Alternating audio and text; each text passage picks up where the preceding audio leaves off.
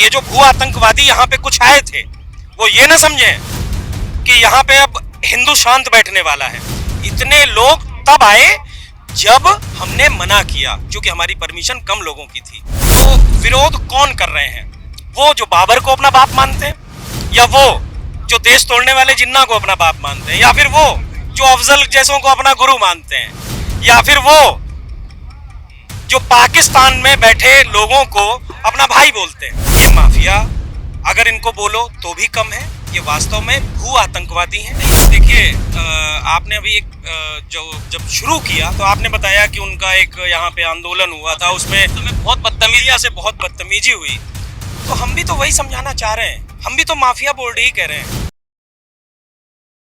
दीपक भाई साहब हमारे साथ हैं। भैया, आप तो सरकार के खिलाफ भी बोलते हैं, इसके साथ ही जो सारी चीजें होती हैं वो देखते हैं हम, मगर इस तरह के जो आंदोलन हो रहे हैं उनसे लगता है आपको रिजल्ट नहीं? देखिए, आपने अभी एक जब शुरू किया तो आपने बताया कि उनका एक यहाँ पे आंदोलन हुआ था, उसमें बहुत बदतमीजी हुई। तो हम भी तो वही समझाना चाह रहे हैं, हम भी तो माफिया बोर्ड ही कह रहे हैं।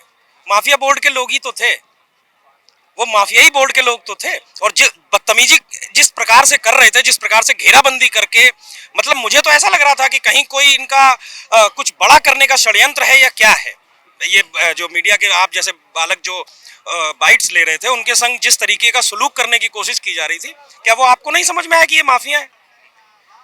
ये माफिया अगर इनको बोलो तो भी कम है, ये वास्तव में भू आतंकवादी हैं, जो पूरे देश में बिल्कुल हम लोग तो आवाज तो हमारे तबके से हम आपके बड़े हैं और हम आपके आवाज को उठा रहे हैं। इसीलिए यहाँ आए हैं कि ये जो भू आतंकवादी यहाँ पे कुछ आए थे वो ये ना समझे कि यहाँ पे अब हिंदू शांत बैठने वाला है।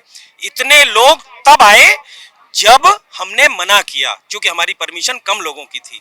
अगर हमने रोका नहीं होता तो यहाँ से वहां तक जगह नहीं मिलेगी। और अगली बार जब हम आएंगे, अभी तो इस संशोधन का समर्थन कर दिया है, अगली बार जब इसको खत्म करने की आवाज लेकर के आएंगे तो आपको यहाँ पैर रखने की जगह नहीं मिलेगी। लेकिन चूंकि इस देश के नागरिक आएंगे, भूमाफिया नहीं आएंगे, तब भी आपके साथ ऐसे ही प्यार से, सम्मान से बात की जाएंगी। और ये जो माफिया बोर्ड है, इसको जड़ से उखाड़ करके जब फेंक दिया जाएगा तब यहां से हटेंगे। जो आंदोलन देखते हैं और हम ये हिंसा का रूप लेते हुए देखते हैं, ये आपको लगता है कि कहीं ना कहीं अधिकारी ये माफिया, देखिए, सरकार जब ऐसा होता है कि आपके जेब में अगर 50 रुपए हैं तो आप उसे बड़ा संभाल के रखते हैं। जब आपकी जेब में 5,000 रुपए आ जाते हैं तो आप उतनी केयर नहीं कर पाते हैं एक दो नोटों की। तो जब इनकी संख्या इतनी है, एक एक परिवार में 12-12, 15-15 हैं, तो ये हिंसा पे उतर आते हैं। ठीक, लेकिन इन्होंने प्रतिकार पहले भी झेला है, सरकार ने भी इन्हें अपनी जो ताकत है उसका अंदाजा कराया है। 370 भी इसी देश में खत्म हुआ है, इसी देश में 3 तलाक भी खत्म किया है, और इसी देश में मैं यकीन से आपको बता रहा हूं कि ये वक्फ बोर्ड भी खत्म होगा। आपको हमने देखा, संजय सिंह वाला पूरा प्रकरण देखा, उसके बाद तमाम तरह आपको आवाज उठाते हुए हम देखते हैं, मगर आपके ऊपर भी तो तमाम तरह के आरोप, आपको गिरफ्तार किया है, जेल डाला गया। कोई बात नहीं। देखिए, अगर आप तो साहस जुटा लेते हैं, बाकी लोग कैसे साहस जुटा नहीं, तो हर आदमी को उतना साहस जुटाने की जरूरत नहीं है।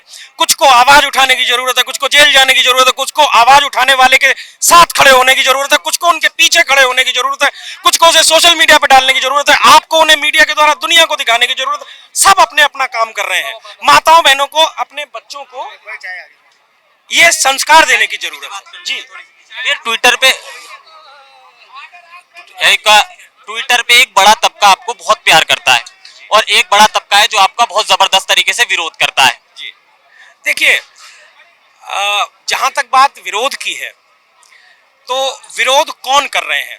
वो जो बाबर को अपना बाप मानते हैं, या वो जो देश तोड़ने वाले जिन्ना को अपना बाप मानते हैं, या फिर वो जो अफजल जैसों को अपना गुरु मानते हैं, या फिर वो जो पाकिस्तान में बैठे लोगों को अपना भाई बोलते हैं।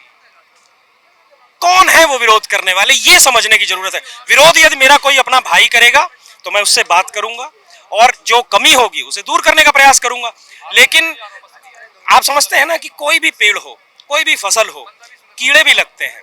ये इस देश की दीमक है, और ये दीमक कभी नहीं चाहेगी कि अच्छी लकड़ी अच्छी बनी रहे। तो हम प्रयास कर रहे हैं। हमने इस बार जो जिसको बोलते हैं एंटी टर्माइन निकाला है, वो इस दीमक को खत्म करके ही दम लेने वाला है।